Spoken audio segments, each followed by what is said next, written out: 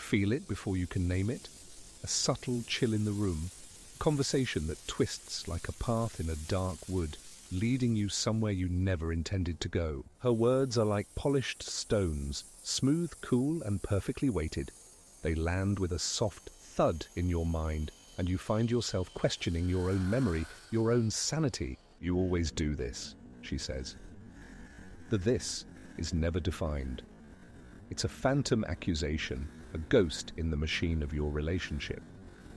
And you start defending yourself against a shadow. This is her frame, her reality.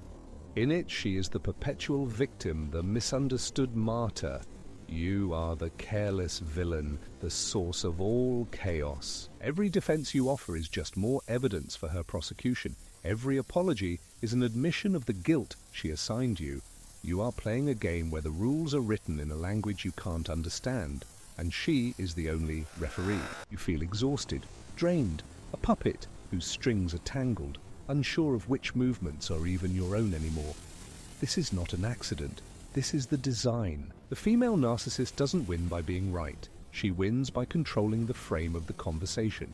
She creates a distorted reality and forces you to live in it, to argue within its twisted logic. To fight her on her terms is to lose before you begin. To deny her accusations is to validate the premise that they are worthy of debate. To apologize is to accept her warped version of events. So you do something else. Something she can't predict. Something that breaks the game itself. You don't reject her frame, you don't fight it. You agree, and then you amplify. This is the agree and amplify frame.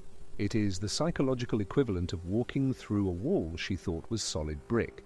It is her worst nightmare because it takes her power, the power of her narrative, and turns it into absurdity. Here is the truth. The narcissist's power relies on your predictable reactions, your defense, your anger, your fear. These are the fuel for her fire. Agree and amplify starves the flames. Let's walk through a scenario, a familiar scene for so many. She stands by the counter, her arms crossed. Her face is a mask of theatrical disappointment. You completely forgot about the dinner plans with the Hendersons. I should have known. You never listened to me. The old you, the you trapped in her frame, would jump to defend. No, I didn't forget. You only mentioned it once last week when I was working. You would try to reason, you would apologize, and you would lose. The conversation would spiral. It would become about your carelessness, your lack of love, your fundamental flaws.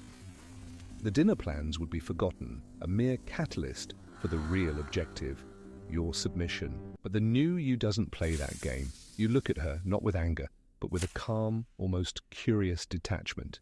You take a slow breath, and you agree. You're right, you say. The words hang in the air, unexpected. Her script has a missing page. She waits for the defense that never comes, and then you amplify. It's true, I don't just not listen. I have a secret council in my head dedicated to actively forgetting everything you say. We hold meetings, there are charts, silence. A profound, unscripted silence. Her mind is a supercomputer running millions of scenarios, and none of them account for this. The gears grind to a halt. You've taken her accusation, you never listen, and you've stretched it to its most ludicrous extreme. You have not denied her reality. You have entered it so fully that it collapses under the weight of its own absurdity. She might try to recover. That's not funny. I'm being serious. But the power has shifted. The frame is broken. She is no longer the prosecutor of a sane man.